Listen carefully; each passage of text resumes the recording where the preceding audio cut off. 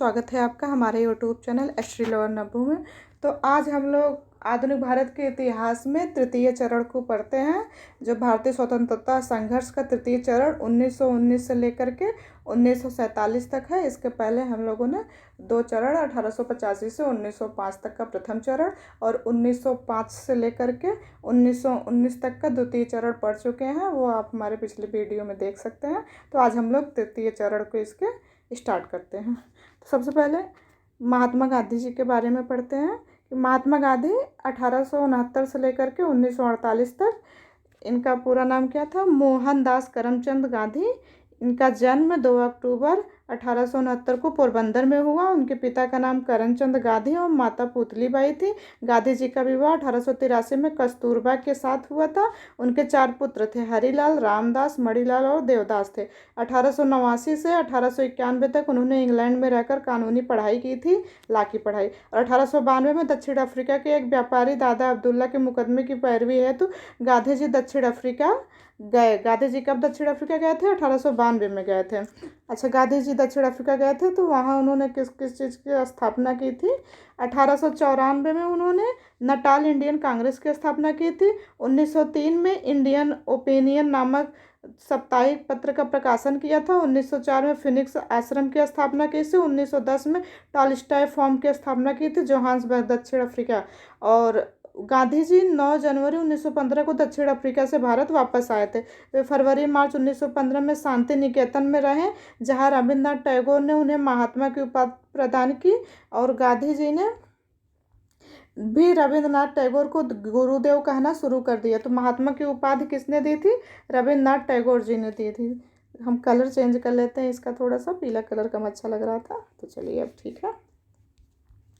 गोपाल कृष्ण गोखले ने गांधी जी को अपना राजनीतिक गुरु बनाया। राजनीतिक गुरु किसके थे? गोपाल कृष्ण गोखले के थे।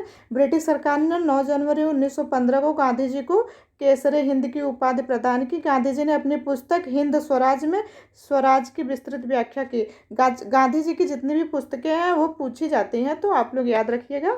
उन्होंने नवजीवन गुजराती और यंग इंडिया अंग्रेजी का संपादन किया। उनकी जो नवजीवन पुस्तक थी वो गुजराती में लिखी गई थी और यंग इंडिया जो थी वो अंग्रेजी में इनका संपादन हुआ था। उन्होंने हरिजन पत्र का प्रकाशन 1933 में आरंभ किया था। ये पूछा जाता है हरिजन का जो है, हरिजन किसकी पत्रिका है? तो ये गांधी जी की पत्रिका है। The story of my experiments with टूथ गांधी जी की आत्मकथा है। गांधी जी की आत्मकथा का नाम है the story of my experiments with टूथ। गांधी जी का सर्वप्रिय भजन जो है वैष्णव जन को तैनू कइयों की रचना नरसिंह मेहता ने की थी। उन्होंने अहमदाबाद में साबरमती के किनारे साबरमती आश्रम की स्थापना की थी। गांधी जी की हत्या 30 जनवरी 1948 को दिल्ली में बिड़ला भवन में प्रार्थना सभा में जाते हुए नाथूराम गोडसे ने कर दी। भारत में 1917 से 1918 के बीच गांधी जी ने 3 संघर्षों का नेतृत्व किया था। उनके 3 संघर्ष जो थे, उनका पहला संघर्ष था चंपारण सत्याग्रह 1917 में, और ये किसानों को 3 कठिया पद्धति के अंतर्गत जमीन के 3/20 भाग पर नील की खेती करनी पड़ती थी और यूरोपियों द्वारा तय किए गए मूल्य पर उसे बेचना पड़ता था। गांधी जी ने राजकुमार शुक्ल के कहने पर चंपारण में हस्तक्षेप किया और उनके सत्याग्रह के आधार पर किसानों की परेशानियां कम हुई थी। इनका पहला सत्याग्रह था चंपारण वाला। और अहमदाबाद मिल मजदूर हड़ताल 1918 में मिल मजदूरों और मिल मालिकों के बीच प्लेग बोनस को लेकर विवाद था। गांधी जी ने अनशन के बाद मिल मालिकों से 35% बोनस देना स्वीकार किया। इसके पहले मिल मालिक 20% बोनस देने के लिए तैयार था। खेड़ा सत्याग्रह 1918 में हुआ था। खेड़ा के किसान फसल नष्ट हो जाने के कारण लगान को स्थगित करना चाहते थे, परंतु सरकार इनके लिए तैयार नहीं थी। गांधी जी विट्ठल भाई पटेल, वल्लभ भाई पटेल और इंदुलाल याग्निक के साथ खेड़ा पहुंचे और किसानों का समर्थन किया, जिसके फलस्वरूप सरकार को झुकना पड़ा था। रॉलेक्ट एक्ट कब आया था? 1919 में।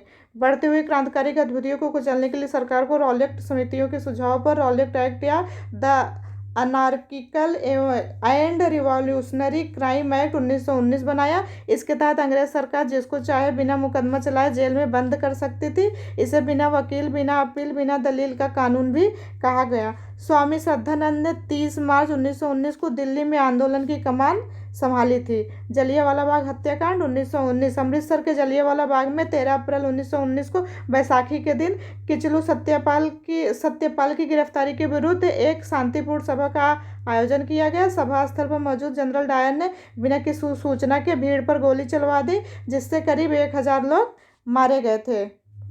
जलियांवाला बाग हत्याकांड में 13 अप्रैल को, ये बैसाख के दिन हुआ था, 13 अप्रैल 1919 को। इस हत्याकांड के विरोध में रविन्द्रनाथ टैगोर ने नाइट की उपाधि वापस कर दी। वायसराय की कार्यकारिणी के सदस्य शंकर नायर ने त्यागपत्र दे दिया। सरकार ने हत्याकांड की जांच के लिए हंटर आयोग गठित किया था। खिलाफत आंदोलन। भारत के मुसलमान तुर्की के सुल्तान को खलीफा मानते थे, लेकिन ब्रिटिश सरकार ने 10 अगस्त 1920 को संपन्न सीवर्स की संधि द्वारा तुर्की का विभाजन कर दिया। 7 अक्टूबर 1919 को खिलाफत दिवस मनाया गया। 23 नवंबर 1919 को दिल्ली में खिलाफत आंदोलन का अधिवेशन हुआ, जिसकी अध्यक्षता गांधी जी ने की। 20 जनवरी 1920 को इलाहाबाद में हुई हिंदू मुस्लिम नेताओं की संयुक्त बैठक में असहयोग आंदोलन को चलाए जाने का निर्णय लिया गया। असहयोग आंदोलन 1920 से लेकर के 1922 तक चला था। असहयोग आंदोलन चलाए जाने का निर्णय सितंबर 1920 में लाला लाजपत राय की अध्यक्षता में कलकत्ता के विशेष अधिवेशन में लिया गया। महात्मा गांधी ने असहयोग प्रस्ताव स्वयं पेश किया। 1920 के नागपुर अधिवेशन में असहयोग आंदोलन चलाने का प्रस्ताव पारित किया गया। नागपुर अधिवेशन के समय अध्यक्ष विजय राघवाचार्य थे तथा असहयोग के प्रस्ताव को CR दास ने प्रस्तुत किया। गांधी जी ने असहयोग आंदोलन 1 अगस्त 1920 को शुरू किया गया। इसी दिन तिलक की मृत्यु हो गई, जिस दिन असहयोग आंदोलन शुरू किया गया था। तिलक स्मारक के लिए तिलक स्वराज कोष की स्थापना की गई थी।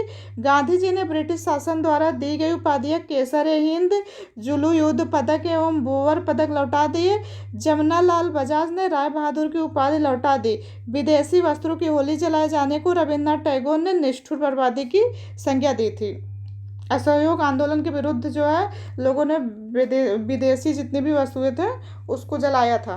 चौरी चौरा कांड 1922 में 5 फरवरी 1922 को गोरखपुर स्थित चौरी चौरा नामक स्थान पर आंदोलनकारियों ने पुलिस के 22 जवानों को थाने के अंदर जिंदा जला दिया। गांधी जी ने 12 फरवरी 1922 को बारदौली में हुई बैठक में असहयोग आंदोलन को समाप्त करने का निर्णय लिया और यह आंदोलन समाप्त हो गया। अगर गांधी जी इस आंदोलन को समाप्त नहीं किए होते तो शायद हम लोगों को स्वतंत्रता बहुत पहले ही मिल जाती। गांधी जी ने 10 मार्च 1922 को गिरफ्तार करा। संतोष फैलाने के आरोप में 6 वर्ष की कैद की सजा सुनाई गई थी। स्वराज पार्टी की 1923 असहयोग आंदोलन की समाप्ति के बाद कांग्रेस में एक नई विचारधारा ने जन्म लिया, जिसके सूत्रधार मोतीलाल नेहरू एवं CR दास थे। इन्हें परिवर्तनवादी कहा गया है क्योंकि ये विधानमंडल में प्रवेश करके आंदोलन को आगे बढ़ाना चाहते थे। वहीं दूसरी तरफ परिवर्तनवादी, जिसमें CR राजगोपालाचारी, डॉक्टर राजेंद्र प्रसाद, वल्लभ भाई पटेल आदि शामिल थे, वे विधानसभा में प्रवेश नहीं चाहते थे। वो विधानसभा में प्रवेश न करके विरोध करना चाहते थे। कांग्रेस के 1922 के गया अधिवेशन के अध्यक्ष CR दास में मोतीलाल नेहरू और CR दास ने कांग्रेस से त्यागपत्र दे दिया और मार्च 1923 को इलाहाबाद में कांग्रेस खिलाफत स्वराज पार्टी की स्थापना की। इसके अध्यक्ष CR दास एवं इसके महासचिव मोतीलाल नेहरू थे। नवंबर 1923 के चुनाव में स्वराजियों ने केंद्रीय विधानमंडल में 101 सीटों में से 42 सीटों पर कब्जा किया था। प्रांतीय विधानमंडलों में स्वराजियों को मध्य प्रांत में स्पष्ट बहुमत, बंगाल में सबसे बड़े दल के रूप में तथा बंबई एवं उत्तर प्रदेश में संतोषजनक सफलता मिली। स्वराजियों की एक और बड़ी उपलब्धि थी कि 1925 में विट्ठल भाई पटेल को केंद्रीय विधानमंडल का अध्यक्ष चुना गया था। 1925 में विट्ठल भाई पटेल को केंद्रीय विधानमंडल का अध्यक्ष चुना गया था। 16 जून 1925 को CR दास की मृत्यु के बाद स्वराज पार्टी कमजोर होने लगी। उसके अध्यक्ष थे CR दास जी। क्रांतिकारी आंदोलन का दूसरा चरण 1922 से लेकर 1934 तक था। अक्टूबर 1924 में सचिंद्रनाथ सान्याल, जोगेंद्र चटर्जी एवं रामप्रसाद बिस्मिल ने कानपुर में हिंदुस्तान रिपब्लिकन एसोसिएशन की स्थापना की थी और इस संस्था ने 9 अगस्त 1925 को लखनऊ के काकोरी नामक स्थान पर 8 टाउन ट्रेन की डकैती डाली और सरकारी खजाने को लूट ली। इस घटना को काकोरी कांड कहा जाता है। काकोरी कांड कब हुआ था? 9 अगस्त 1925 को हुआ था। इस घटना में रामप्रसाद बिस्मिल, अशफाक उल्लाह, रोशनलाल एवं राजेंद्र लाहिड़ी को फांसी दी गई। चंद्रशेखर आजाद भागने में सफल हो गए थे। 1928 में दिल्ली के फिरोज शाह कोटला मैदान में हिंदुस्तान सोशलिस्ट रिपब्लिकन एसोसिएशन की स्थापना की गई। इसके संस्थापक भगत सिंह, सुखदेव, भगवती चरण वोहरा एवं चंद्रशेखर आजाद थे। 1928 में साइमन कमीशन का विरोध करते समय पंजाब केसरी लाला लाजपत राय की पिटाई के कारण मृत्यु हो गई। उस टाइम पे लाठीचार्ज हुआ था। तो लाठी इनके सर पे लग गई थी। भगत सिंह, राजगुरु और चंद्रशेखर ने इसका बदला सैंडर्स की हत्या करके लिया। यह घटना लाहौर संयंत्र कहलाता है। सैंडर्स की हत्या लाहौर संयंत्र के नाम से जाना जाता है। भगत सिंह और बटुकेश्वर दत्त ने 8 अप्रैल 1929 को दिल्ली के केंद्रीय विधानमंडल में, जिस समय पब्लिक सेफ्टी बिल और ट्रेड डिस्प्यूट बिल पर बहस चल रही थी, बम फेंका। इसी समय भगत सिंह ने इंकलाब जिंदाबाद का नारा लगाया और मोहम्मद इकबाल ने अपनी पुस्तक बंग दर्रा में इंकलाब शब्द का प्रयोग किया था। 23 मार्च 1931 को लाहौर संयंत्र केस में भगत सिंह, सुखदेव, राजगुरु को फांसी दे दी गई। 27 जनवरी 1931 के इलाहाबाद के अल्फ्रेड पार्क में पुलिस मुठभेड़ के दौरान चंद्रशेखर आज़ाद ने स्वयं को गोली मार ली थी, जो अब अल्फ्रेड पार्क या चंद्रशेखर आज़ाद पार्क के नाम से फेमस है इलाहाबाद में। बंगाल में सूर्य सेन ने इंडियन रिपब्लिकन आर्मी की स्थापना की थी, जिसने 18 अप्रैल 1930 को चट्टगांव पुलिस शस्त्रागार पर कब्जा किया। यह चट्टगांव शस्त्रागार कांड कहलाता है। कुछ समय बाद सूर्य सेन को पकड़कर फांसी दे दी गई थी। सचिन सन्याल ने बंदी जीवन एवं भगवती चरण ओहरा ने फिलॉसफी ऑफ बॉब की रचना की थी। बीना दास ने 1932 में विश्वविद्यालय की दीक्षांत समारोह में गवर्नर पर गोली चलाई थी। बीना दास ने चलाई थी। Simon commission 1927। साइमन कमीशन का गठन 8 नवंबर 1927 को जॉन साइमन की अध्यक्षता में किया गया। इसके सभी सदस्य ब्रिटिश संसद के अंग्रेज थे, इसलिए इसे श्वेत कमीशन कहा गया था। इस कमीशन में 27 मई 1930 को अपनी रिपोर्ट प्रकाशित की थी, और जो कि भारतीय चाहते थे कि साइमन कमीशन में भारतीय भी हो, लेकिन इसमें कोई भी भारतीय नहीं था, सभी अंग्रेज थे, इसलिए साइमन कमीशन का विरोध किया गया था। और इसी साइमन कमीशन का विरोध करते हुए जो है लाठीचार्ज हुआ था। विरोध में लाला लाजपत राय की मृत्यु हो गई थी साइमन कमीशन का विरोध करते हुए। नेहरू रिपोर्ट 1928। भारत सचिव लॉर्ड बर्किनहेड ने भारतीयों को यह चुनौती दी कि वो एक ऐसा संविधान बनाए जो सभी दल को मंजूर हो। इसी परिप्रेक्ष्य में मोतीलाल नेहरू की अध्यक्षता में 7 सदस्यीय समिति बनाई गई। यह रिपोर्ट 10 अगस्त 1928 को प्रस्तुत की गई। इसमें 19 मूल अधिकार को प्रतिपादित किया गया था। लाहौर अधिवेशन 1929 में हुआ था। लाहौर अधिवेशन के दौरान रावी नदी के तट पर 31 दिसंबर 1929 की आधी रात को जवाहरलाल नेहरू ने तिरंगा फहराया था, झंडा सबसे पहले।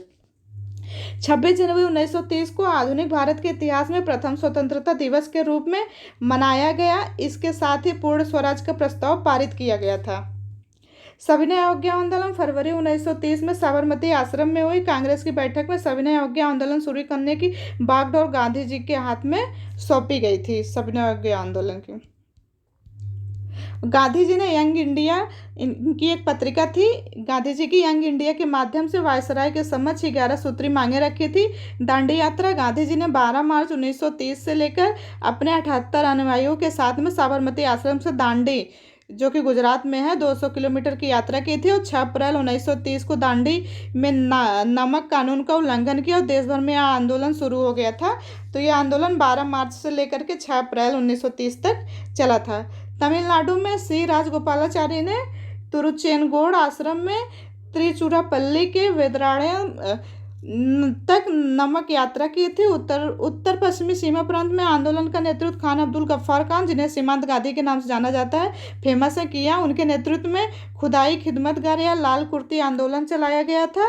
उन्होंने पख्तून नामक पत्रिका का प्रकाशन किया था। मणिपुर और नागालैंड में यदुनांग नागा के नेतृत्व में जियालरंग आंदोलन चलाया गया था। बाद में रानी गैडन्यूल ने इसे नेतृत्व प्रदान की। 4 मई की रात को गांधी जी को गिरफ्तार कर लिया गया था, रवदा जेल में भेज दिए गए थे। गांधी जी की गिरफ्तारी के बाद सरोजिनी नायडू और इमाम साहब ने धरसाना महाराष्ट्र के नमक कारखाने पर धावा बोला। पुलिस के अत्याचार को देख अमेरिकी पत्रकार वेब मिलर ने कहा, मैंने इतना कष्टदायक अत्याचार कभी नहीं देखा था। इस आंदोलन के समय बच्चों की वानर सेना व लड़कियों की मंजरी सेना का गठन किया गया था। प्रथम गोलमेज सम्मेलन 12 नवंबर 1930 से लेकर के 13 जनवरी 1931 तक हुआ था। भारत का 89 सदस्यीय प्रतिनिधिमंडल वायसराय ऑफ इंडिया नामक जहाज से सम्मेलन में भाग लेने के लिए लंदन गया। इस सम्मेलन का उद्घाटन जॉर्ज पंचम ने किया तथा अध्यक्षता रैमजे मैकडोनाल्ड ने की थी। कांग्रेस ने इस सम्मेलन में भाग नहीं लिया था। पहले गोलमेज सम्मेलन का इन्होंने बहिष्कार किया था। गांधी इरविन समझौता 5 मार्च 1931 को हुआ था। इसे दिल्ली समझौता भी कहा जाता है।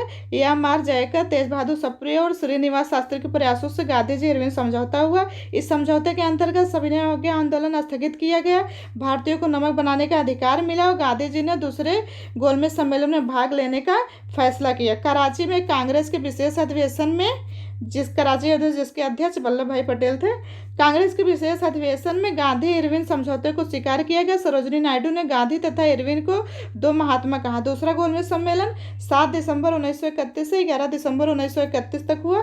कांग्रेस के एकमात्र प्रतिनिधि गांधी जी थे।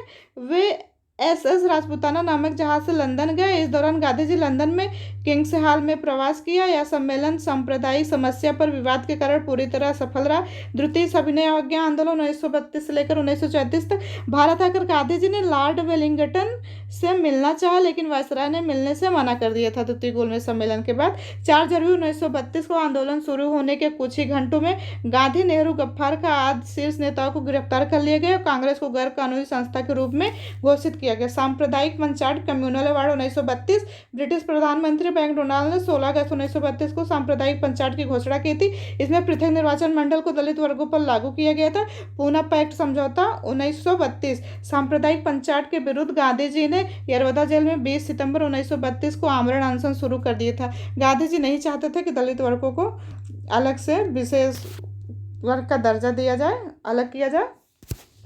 मदन मोहन मालवीय, राजगोपालाचारी, डॉक्टर राजेंद्र प्रसाद के प्रयासों से महात्मा गांधी व भीमराव अंबेडकर के बीच 26 दिसंबर 1932 को पुनः समझौता हुआ। इस समझौते के अंतर्गत प्रांतीय विधानमंडलों में दलित वर्ग के लिए 71 की जगह 148 सीटें आरक्षित की गई और केंद्रीय विधानमंडल में दलित वर्ग के लिए 18% सीटें आरक्षित की गई। तीसरा गोलमेज सम्मेलन 17 नवंबर से लेकर के 24 दिसंबर 1932 तक चला। इसमें कुल 45 प्रतिनिधियों ने हिस्सा लिया था। कांग्रेस इसमें शामिल नहीं हुई थी। कांग्रेस सिर्फ द्वितीय गोलमेज सम्मेलन में शामिल हुई थी। तेज बहादुर सप्रू व अंबेडकर तीनों गोलमेज सम्मेलन में हिस्सा लेने वाले नेता थे। ये दोनों लोग तीनों गोलमेज सम्मेलन में हिस्सा लिए थे। गांधी जी और हरिजनोत्थान।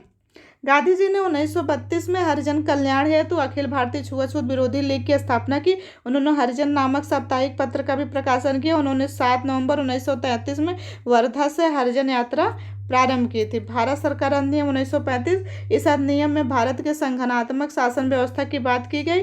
यह अधिनियम अंग्रेजों द्वारा भारत में लागू किया गया था। अंतिम संवैधानिक प्रयास था जो सबसे अधिक समय तक कार्यरत रहा। प्रांतीय चुनाव और मंत्रिमंडल का गठन 1935 में। 1935 के अधिनियम के अंतर्गत 1937 प्रांतीय चुनाव हुए। कांग्रेस, जिसका चुनाव चिन्ह पीला बक्सा था, को 5 प्रांतों में पूर्ण बहुमत मिला। बिहार, उड़ीसा, मद्रास, मध्य प्रांत और संयुक्त प्रांत में। कांग्रेस बम्बई, असम तथा उत्तरी पश्चिमी सीमा प्रांत में सबसे बड़े दल के रूप में उभरी। केवल पंजाब, सिंध और बंगाल में कांग्रेस को बहुमत नहीं मिला था।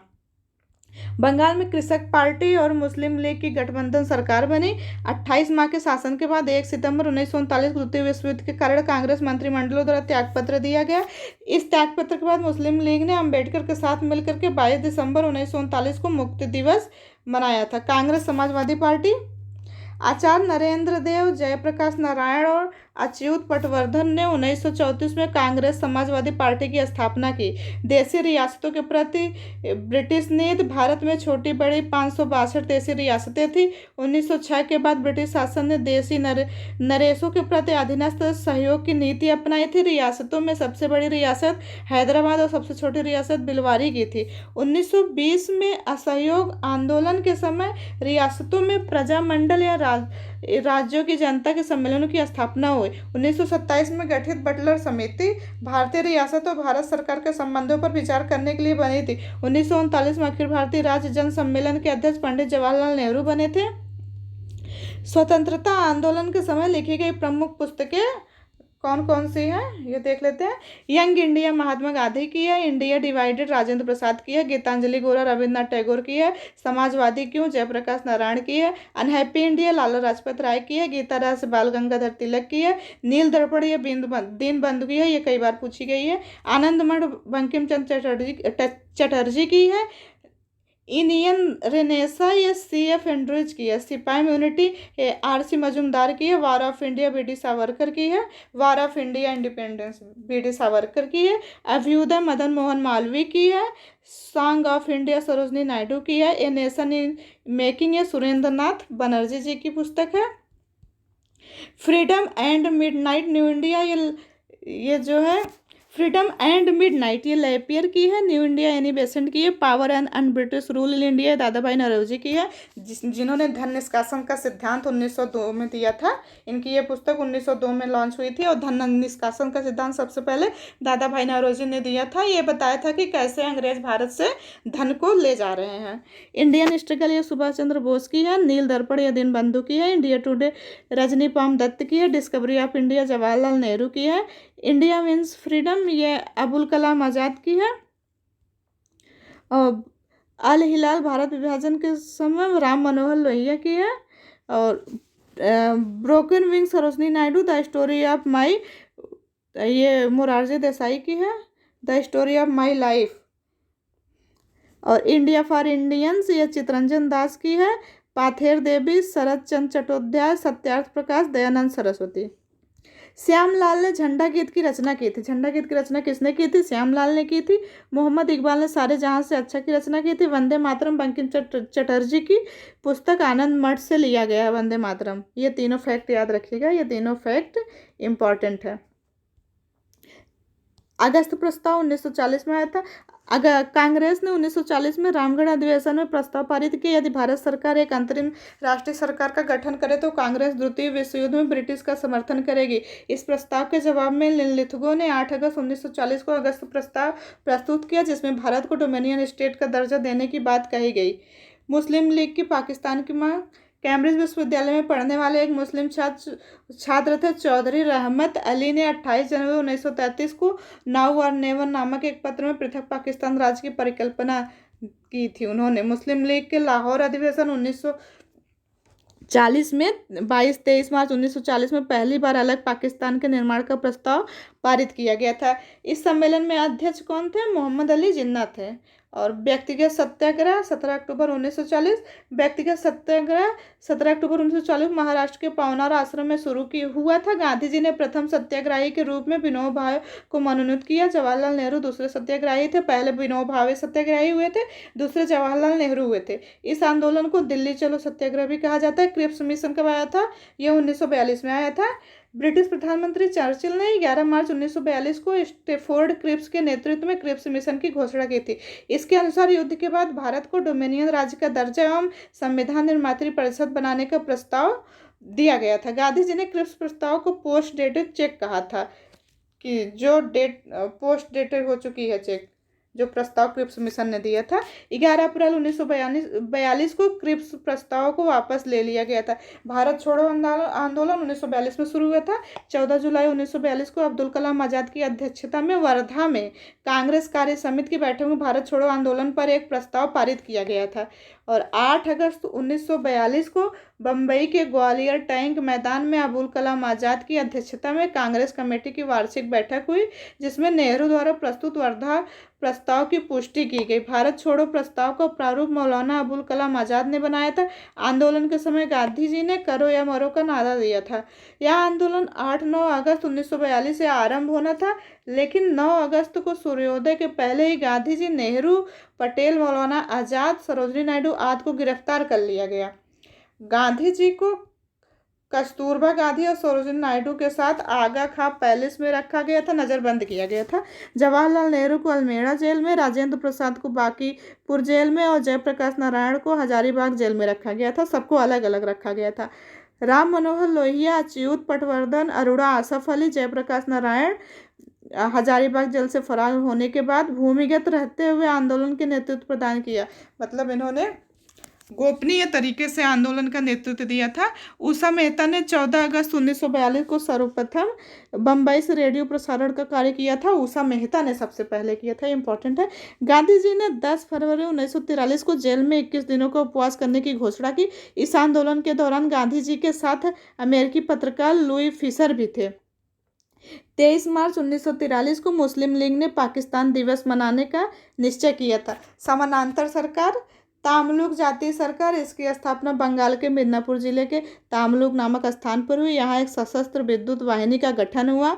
बलिया में चीतू पांडे ने समानांतर सरकार स्थापित किया। सतारा महाराष्ट्र में वाईपी चौहान और नाना पाटिल ने समानांतर सरकार की स्थापना की। आज़ाद हिंद फौज, सितंबर 1941 में कैप्टन मोहन सिंह ने मलाया में आज़ाद हिंद फौज की स्थापना की, लेकिन सुभाष चंद्र बोस ने अक्टूबर 1943 में सिंगापुर में आज़ाद हिंद फौज की स्थापना कर उसमें नई जान डाल दी थी। यहीं पर उन्होंने तुम मुझे खून दो मैं तुम्हें आज़ादी दूंगा और दिल्ली चलो का नारा दिया था। 6 जुलाई 1944 को आज़ाद हिंद रेडियो के प्रसारण में बोस ने गांधी जी को राष्ट्रपिता कहकर संबोधित किया था। तो गांधी जी को राष्ट्रपिता किसने कहा था? सुभाष चंद्र बोस जी ने कहा था गांधी जी को राष्ट्रपिता। और वर्ष 2012 में सूचना के अधिकार में पूछे गए प्रश्न के उत्तर में यह ज्ञात हुआ कि भारत सरकार द्वारा महात्मा गांधी को राष्ट्रपिता आधिकारिक उपाधि प्रदान नहीं की गई है। अंग्रेज सरकार ने आज़ाद हिंद फौज के गिरफ्तार मेजर शाहनवाज खां, कर्नल प्रेम सहगल और गुरु दयाल सिंह पर नवंबर 1945 में दिल्ली के लाल किले में मुकदमा चलाया था। बचाव पक्ष के वकील में भूला भाई देसाई के नेतृत्व में तेज बहादुर सप्रू, अरोड़ा, आसफ अली, नेहरू आदि ने अदालत में बहस की थी। इन अधिकारियों को फांसी की सज़ा सुनाई गई, लेकिन वेवेल ने उसकी सज़ा माफ़ कर दी थी। फांसी की सज़ा तो सुनाई गई, लेकिन उन्होंने माफ़ कर दिया था। शाही नौसेना विद्रोह कब हुआ था? 1946 में हुआ था। HMIS तलवार के भारतीय नौसैनिकों ने अंग्रेजों की भेदभावपूर्ण नीति के विरुद्ध 18 फरवरी 1946 को मुंबई में विद्रोह दिया और वल्लभ भाई पटेल एवं जिन्ना के हस्तक्षेप से यह विद्रोह शांत हुआ। वेवेल योजना और शिमला सम्मेलन। वेवेल योजना मुख्यतः कार्यकारी परिषद से संबंधित है। वेवेल योजना के अनुसार 25 जून 1945 को शिमला में सम्मेलन शुरू हुआ। इसमें कांग्रेस का नेतृत्व अब्दुल कलाम आज़ाद जी ने किया था। और कैबिनेट मिशन योजना 24 मार्च 1946 को जो है कैबिनेट मिशन 24 मार्च 1946 को भारत आया। सर स्टीफर्ड क्रिप्स और अलेक्जेंडर और पैथिक लॉरेंस इसके सदस्य 3 लोग थे। गांधी जी ने कैबिनेट मिशन का समर्थन किया था। कैबिनेट मिशन योजना के अंतर्गत जुलाई 1946 में को संविधान सभा का गठन किया गया कैबिनेट मिशन योजना के अंतर्गत। और 16 अगस्त 1946 को मुस्लिम लीग ने सीधी कार्रवाई दिवस शुरुआत की थी। 2 सितंबर 1946 को नेहरू की अध्यक्षता में अंतरिम सरकार का गठन किया गया था।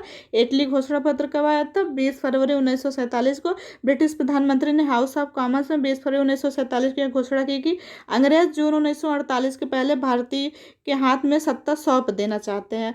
लॉर्ड माउंटबेटन को भारत का नया वायसराय नियुक्त किया गया था। माउंटबेटन योजना 3 जून 1947 को लॉर्ड माउंटबेटन 22 मार्च 1943 को भारत आए थे और वो 34वें और अंतिम गवर्नर जनरल बनकर भारत आए थे। माउंटबेटन ने 15 अगस्त 1947 को भारतीयों को सत्ता सौंपने का दिन निर्धारित किया। इस योजना को डिकी बर्ड योजना भी कहा जाता है। डिकी बर्ड योजना। भारत स्वतंत्रता अधिनियम 1947। ब्रिटिश संसद ने 18 जुलाई 1947 को भारतीय स्वतंत्रता अधिनियम 1947 पारित किया। 14 अगस्त 1947 को पाकिस्तान और 15 अगस्त 1947 को भारत अस्तित्व में आया। पाकिस्तान के पहले गवर्नर जनरल कायदे आजम मोहम्मद अली जिन्ना बने और लियाकत अली पहले प्रधानमंत्री बने थे। माउंटबेटन स्वतंत्र भारत के प्रथम गवर्नर जनरल बनाए गए और जवाहरलाल नेहरू प्रथम प्रधानमंत्री बनाए गए थे। स्वतंत्र भारत के पहले गवर्नर जनरल कौन बने थे? माउंटबेटन बने थे, ये याद रखिएगा। अब चलिए हम लोग पढ़ लेते हैं। स्वतंत्र भारत के पहले भारतीय और अंतिम गवर्नर जनरल सी राजगोपालाचारी बने थे। ये पॉइंट छूट रहा था, इसको देख लीजिएगा। चलिए अब हम लोग ब्रिटिश काल में भारत में शिक्षा का विकास देख लेते हैं। भारत में आधुनिक शिक्षा का जन्मदाता चार्ल्स ग्रांट को कहा जाता है। चार्ल्स ग्रांट है आधुनिक शिक्षा के जन्मदाता। शिक्षा के विकास के लिए समय समय पर अनेक आयोग गठित किए गए हैं, तो हम लोग उस आयोग को देखेंगे। सबसे पहले चार्ल्स वुड का डिस्पैच 1854 में आया था। इसका देखते हैं। इसका गठन लॉर्ड डलहौजी के कार्यकाल में हुआ था। चार्ल्स वुड डिस्पैच का गठन, और इसे भारतीय शिक्षा का मैग्ना कार्टा कहा जाता है। किसे कहा जाता है मैग्ना कार्टा भारतीय शिक्षा का? चार्ल्स वुड का डिस्पैच जो 1854 में आया था। इसके मुख्य प्रावधानों में पाश्चात्य शिक्षा का प्रसार, उच्च शिक्षा के लिए अंग्रेजी माध्यम और प्राथमिक शिक्षा के लिए जनभाषा तथा मद्रास जो बोलचाल की जन की भाषा होती है वही जनभाषा, और मद्रास, कलकत्ता और मुंबई में 3 विश्वविद्यालयों की स्थापना की गई थी। अच्छा, प्राइमरी में अभी भी जो है अपने मातृभाषा में शिक्षा देने का प्रावधान है। और हंटर शिक्षा आयोग 1882 से लेकर के 83 तक, इसका गठन लॉर्ड रिपन के कार्यकाल में किया गया था। हंटर कमीशन ने प्राथमिक शिक्षा के प्रसार पर बल दिया था, ये प्राथमिक शिक्षा के प्रसार पर बल दिया था हंटर कमीशन ने। और रैले कमीशन ये 1902 में आया था। वायसराय लॉर्ड कर्जन के कार्यकाल में इसका गठन किया गया था और रैले की अध्यक्षता में विश्वविद्यालय आयोग की स्थापना की गई थी। और 1904 में भारतीय विश्वविद्यालय अधिनियम पारित किया गया था। तो किस कमीशन पर विश्वविद्यालय आयोग की स्थापना की गई थी? रैले कमीशन पर, जो कि 1902 में आया था। और किसके कार्यकाल में वायसराय कौन था? वो लॉर्ड कर्जन था उस टाइम पे। सैडलर आयोग कब आया था? 1917 से 1919 में। इसने 12 वर्षीय स्कूली शिक्षा और माध्यमिक शिक्षा के बाद स्नातक की उपाधि के लिए उचित व्यवस्था का प्रावधान किया। हार्टोंग समिति 1929 में आया था। इसका प्रमुख उद्देश्य था प्राथमिक शिक्षा में सुधार एवं केवल प्रतिभाशाली विद्यार्थियों को उच्च शिक्षा का प्रावधान किया था। वर्धा योजना कब आई थी? 1937 में आई थी। गांधी जी द्वारा प्रस्तुत इस योजना में 7 से 14 वर्ष के बच्चों के लिए निःशुल्क एवं अनिवार्य शिक्षा की व्यवस्था की गई थी। ये वर्धा योजना में की गई थी, जो कि अभी भी चल रही है। सार्जेंट योजना 1944 के, इसके प्रमुख प्रावधान थे प्राथमिक विद्यालय एवं हाई स्कूल की स्थापना, 6 से 11 वर्ष के बच्चों को निःशुल्क शिक्षा देना आदि। तो फ्रेंड, अगर आपको ये हमारी वीडियो यूजफुल लगी है, जो आने वाले एग्जाम में इससे क्वेश्चंस पूछे जाएंगे, प्लीज़ आप हमारे वीडियो को लाइक और सब्सक्राइब करिएगा और अपने दोस्तों के साथ ज़रूर शेयर करिएगा। Thank you so much.